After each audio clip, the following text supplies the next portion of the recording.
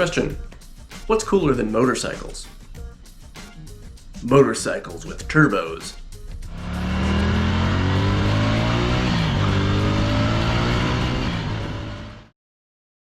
Turbocharging is not a new technology. It's been around for well over 100 years. However, it didn't find its way into a mass-produced car until the 60s. And the turbocharger whirls at incredible speed, and that enormous surge of jet fire power. And finally became slightly more mainstream in the 70s, though not by much.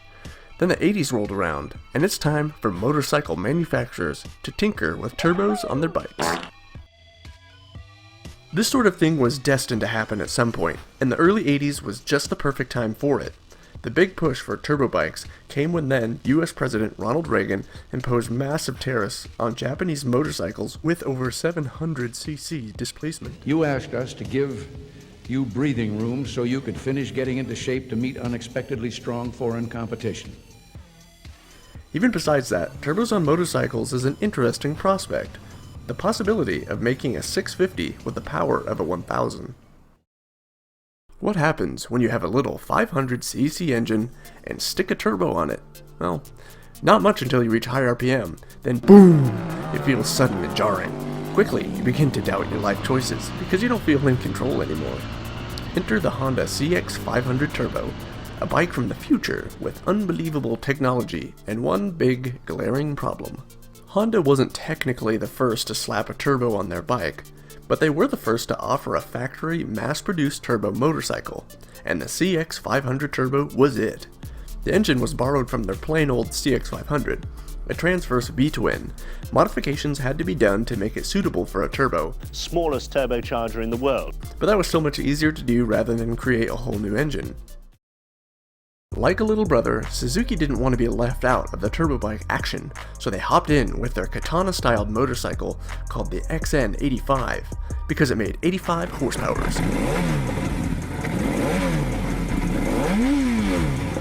Little brother, Suzuki, had the ability to make a good boosted machine, but they rushed this bike and it's a mess of a design, mainly in the genius decision of its turbo placement. It's generally understood to keep your turbos cool, and in the days before intercoolers, engineers would place the turbos in a spot that got air cooling or had lower ambient temperatures. So what on earth was Suzuki thinking when they stuffed their turbo behind the cylinders above the gearbox in an itty bitty little space that gets no airflow? Our favorite drag strip ace, J. Pee Wee Gleason, I've broken everything except my neck and my back. blasted through the quarter mile in 10.7 seconds on one of these. Record smashing speed back then, and still extremely impressive today, 40 years later.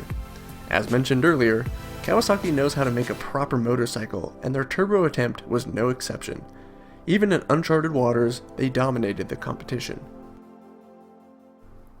The turbo bikes of the early 80s was definitely a fascinating, though brief period of time. It was bound to happen at some point, and this moment in time was just the right time for it. Technology had advanced enough where putting a turbo on a motorcycle was a viable option. The Reagan administration put restrictions on larger Japanese motorcycle imports, so sticking a turbo on a smaller bike to produce more power just made sense. Tariff busters is what they were called.